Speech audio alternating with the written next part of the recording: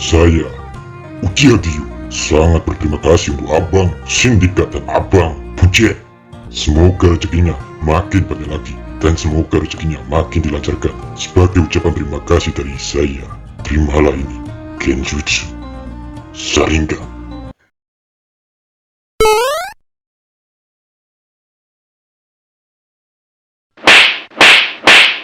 Saat mendapatkan tubuh Yuki, Velda memiliki obsesi jika dia adalah Veldanava. Untuk meyakinkan dirinya jika dia Veldanava, Velda ingin membangkitkan Uchiha agar dia benar-benar yakin jika dia Veldanava itu sendiri.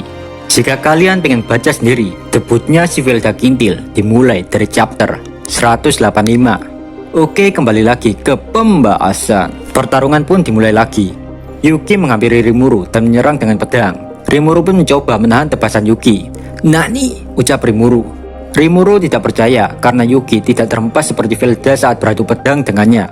Saat benturan pedang mereka masih berlanjut, Yuki memberitahu Rimuru jika Yuki sudah memiliki kekuatan pahlawan yang terbangun.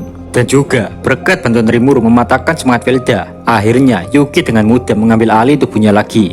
Ciel memperingatkan Rimuru jika pembicaraan ini sangat berbahaya, di mana Yuki adalah penipu handal. Dia sengaja memancing Rimuru agar mengatakan informasi yang ingin dia ketahui. Rimuru terus berpikir jika Yuki memiliki kekuatan pahlawan yang terbangun, ada kemungkinan Yuki juga memiliki kekuatan True Demon Lord. Kini Yuki benar-benar setara dengan Rimuru. Tebasan demi tebasan berlanjut lagi. Sambil beradu pedang, Yuki mengatakan, "Kau tahu Rimuru, Velda itu benar-benar idiot." Dia berpikir jika dirinya Veldanava yang telah dilahirkan kembali. Tapi nyatanya Velda hanya mewarisi kekuatan serta ingatan Veldanava. Dengan kata lain, Velda hanyalah sebuah manas. Tapi berkat Velda juga, aku yang sekarang memiliki semua kemampuan Veldanava. Yari.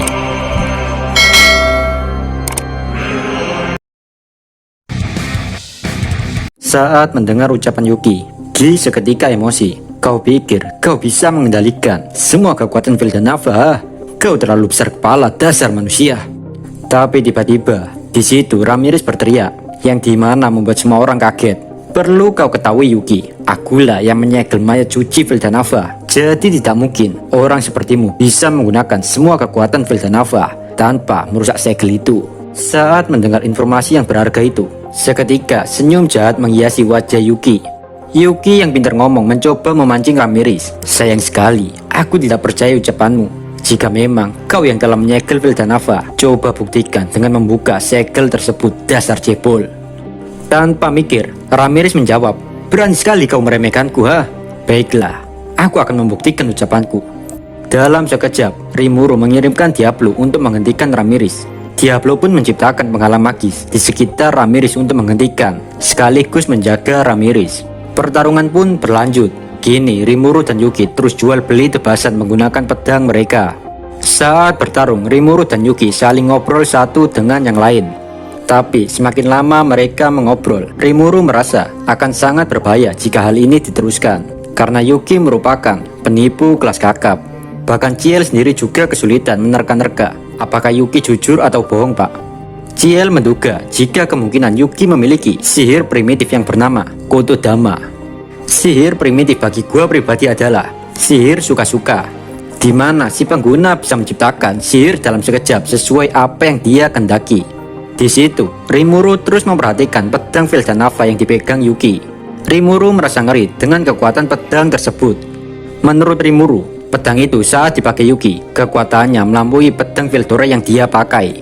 Rimuru pun bertanya, "Apakah kau benar-benar mengendalikan kekuatan Veldanava?"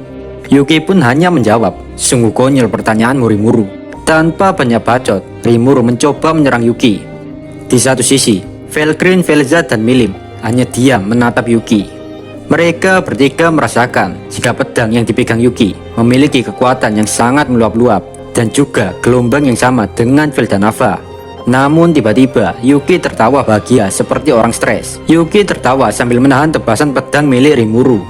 Gak lama setelah itu, sambil jual beli tebasan, Yuki mengatakan sesuatu yang membuat bulu jembut kita merinding.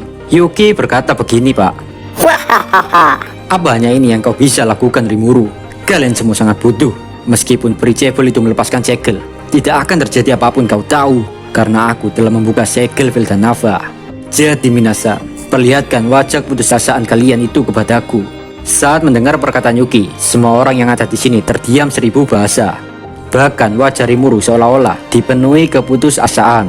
Dengan kata lain, jika kita koreksi lagi di chapter 185, alasan Yuki mengasut Velda tidak menyerang Rimuru, tapi malah ngasih waktu persiapan kepada Rimuru selama 1 bulan, agar Yuki memiliki waktu untuk merusak segel Veldanava. Dan skakmat Yuki umumkan. Dengan bahagia Yuki mengatakan, mari kita nikmati akhir pertarungan ini Rimuru. Aku ingin menikmati lebih lama lagi wajah putusasamu itu. Yuki kini berada di puncak dari kesenangannya karena dia menganggap bahwa dirinya adalah yang terkuat di Isekai Kintil. Dengan kata lain, rencana yang telah diimpikan Yuki, yaitu menghancurkan dunia, akan segera terwujud. Sejenak Yuki mengingat-ingat waktu pertemuan pertama kalinya dirinya dengan Rimuru, tepatnya saat itu di Ingracia. Waktu itu Yuki langsung memahami jika Rimuru adalah bukan sembarang orang, Pak. Yuki merasakan sesuatu yang sangat berbahaya jika tidak segera menyingkirkan Rimuru. Dengan dibekali pengalaman hutang pinjol, Yuki pun memanfaatkan skill 1000 bahasa anti pinjol kepada Hinata. Dengan hasutan Yuki Kintil, Hinata, sang wanita polos ini pun tanpa pikir panjang langsung menghalangi dan mencoba membunuh Rimuru saat mau balik ke Tempest. Tapi nyatanya, Hinata yang dikenal sebagai prajurit anti nyontek saat ujian sekolah tetap saja kelolosan saat melakukan misi ini. Dari hal ini, Yuki benar-benar yakin jika Rimuru emang harus segera dilenyapkan. Karena jika tidak, maka suatu saat nanti Rimuru pasti menghalangi jalan ninjanya. Rencana Yuki satu persatu mulai dijalankan, dan yang benar saja, semua itu digagalkan oleh slam sakti Rimuru. Bagi gua pribadi, Yuki ini bakal jadi tokoh utama di anime, Pak. Kenapa gua bisa bilang begitu? Gini, Pak, orang normal jika gagal berkali-kali pasti down dan nyerah. Tapi Yuki ini kayak Naruto, Pak. Semakin dia gagal, maka semakin keras usahanya dan tertantang. Secara logika, Yuki nggak mungkin bisa mengalahkan Rimuru saat itu. Makanya dia memutar otak, mencari cara lain agar bisa mendapatkan sebuah kekuatan untuk mengalahkan Rimuru. Yuki melakukan pertaruhan besar dalam hidupnya, yaitu dia sengaja memberikan Velda untuk mengendalikan tubuhnya. Tentu saja resiko yang diambil Yuki ini bukan kaleng-kaleng, Pak, karena hampir mustahil mengambil alih tubuhnya lagi, kecuali Velda mengalami titik terendah. Tujuan Yuki dan Velda hampir sama, tapi endingnya beda, di mana Yuki ingin menghancurkan dunia menuju ketiadaan. Tapi Velda, dia ingin menghancurkan dunia dan menciptakan kembali dunia itu dengan dirinya sebagai dewanya. Sebenarnya, Pak, saat Yuki mengatakan jika dirinya telah mendapatkan dan bisa mengendalikan semua kemampuan serta kekuatan Veldanava itu, hanyalah sebuah kebohongan belaka. Sebulan yang lalu, sebelum pertarungan ini, Yuki sudah mengamati dan menganalisa semua kemampuan dan memilih yang dia inginkan. Tapi sayangnya, Yuki tidak mendapatkan kekuatan Veldanava yang sangat gak ngotak, yaitu Drun Null. Drun Null adalah energi murni dengan kepadatan ultra tinggi yang dapat menghancurkan segalanya, termasuk dunia dan seisinya. Atau juga si pengguna bisa menciptakan dunia yang baru. Sekedar informasi saja, jika saat Veldanava menciptakan dunia Isekai Kintil ini, Veldanava kehilangan Drun Null dan yang tersisa dalam dirinya cuma reaktor breeder mana. Dan inilah yang diwariskan Veldanava untuk Milim. Tapi hebatnya Yuki, dia bisa meniru mana breeder reaktor ini, Pak. Di dalam pedang Veldanava sudah ada sebagian besar energi maksimumnya. Nggak hanya sampai di situ, Yuki juga menggabungkan skill Creation Good Ahura Mazda dengan pengetahuan Velda, dan terbentuklah skill Ultimate Information King Akashic Record. Skill ultimate ini membuat Yuki bisa menggunakan kemampuan apapun yang dia inginkan. Dan dengan demikian, Yuki terlahir kembali dengan kekuatan yang sangat ngeri, Pak. Kini tidak ada orang yang Yuki takuti kecuali satu orang, yaitu Rimuru. Sementara di satu sisi, Rimuru masih tercengang menatap perubahan Yuki yang sangat gak ngotak, Pak. Namun sekuat apapun Yuki, ujung-ujungnya dia gak bakal bisa melebihi kekuatan Rimuru. Mereka berdua setara dalam hal kekuatan. Yuki benar-benar menganggap Rimuru adalah monster. Sebanyak apapun kekuatan yang Yuki peroleh, tetap saja tidak bisa melebihi Rimuru. Tentu saja hal ini membuat Yuki kesal, Pak. Tapi di situ Yuki masih belum menyerah.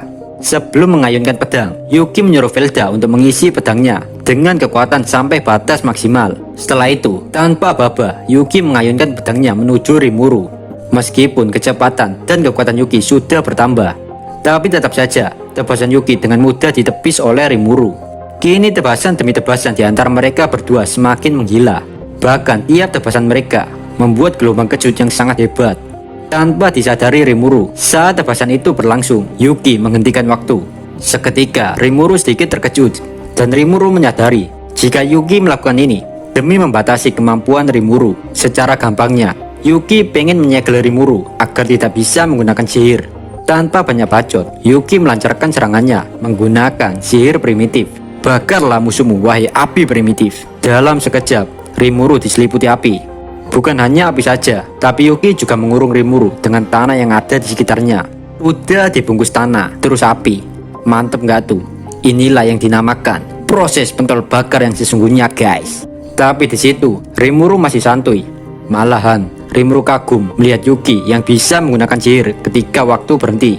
Dengan senyuman psikopat, Rimuru berkata, "Kau pikir hanya kau saja yang bisa menggunakan sihir saat waktu telah berhenti, ha?" Dalam sekejap, Rimuru menghancurkan semua sihir Yuki dengan sihir yang sama, tapi wujudnya es, pak.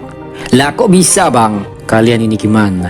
Kalian meremehkan Ciel Sensei, pak. Apapun sihirnya, auto dianalisa sama Ciel dan dicari cara mengatasinya, pak. Kini Yuki mulai tertawa gila. Dia nggak habis pikir jika kartu asnya tidak berarti apa-apa di depan Dewa Rimuru Tempest. Namun bukan Yuki namanya jika tidak memiliki rencana cadangan. Sejenak mereka beradu pedang lagi. Tapi tiba-tiba Yuki mundur ke belakang dan mulai dari sinilah teror yang sebenarnya dimulai. Yuki sudah menyiapkan perangkap untuk Rimuru. Yuki mengaktifkan sihir tanpa merapalkan dengan mulutnya. Dan yang benar saja, langsung muncul lingkaran sihir tepat di bawah kaki Rimuru. Chrono Saltation. Sihir itu dapat membuang target ke masa depan. Dalam sekejap, Rimuru benar-benar menghilang dari situ, pak. Menurut Yuki, hanya orang goblok yang akan terus melanjutkan pertarungan yang hasilnya telah diketahui.